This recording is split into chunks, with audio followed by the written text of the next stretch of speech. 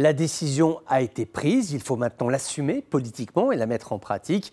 Le gouvernement irakien a décidé d'accepter le retour d'une centaine de familles de militants du groupe État islamique, essentiellement des femmes et des enfants. Tous ont vécu la guerre aux côtés de Daesh. Ils sont aujourd'hui emprisonnés dans la région kurde de la Syrie. Bagdad va d'abord les recevoir dans le camp de Al-Jada, près de Mossoul.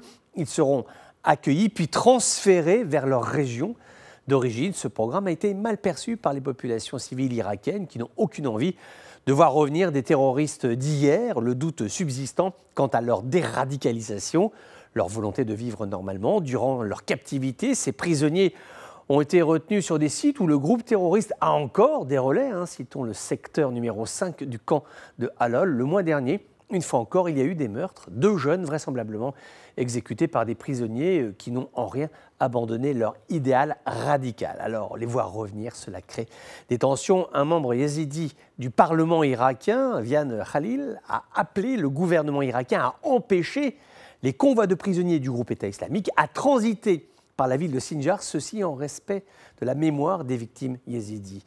Le ministère irakien de l'immigration, qui est en charge de ce programme de rapatriement, va devoir gérer, et qui sait même surveiller, des enfants, des adolescents qui, depuis 2014, vivent ou ont grandi dans un climat de violence, de haine, de détestation de l'autre.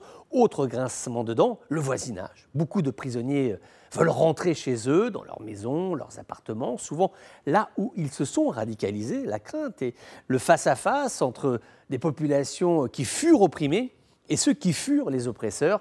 La crainte de velléités prosélytes qui ne seraient toujours pas éteintes, que des poches résiduelles du groupe État islamique qui combattent encore, utilisent ces populations d'anciens prisonniers comme relais d'influence pour faire du renseignement, du repérage de cibles, des missions logistiques, transporter de l'argent, des munitions, des messages.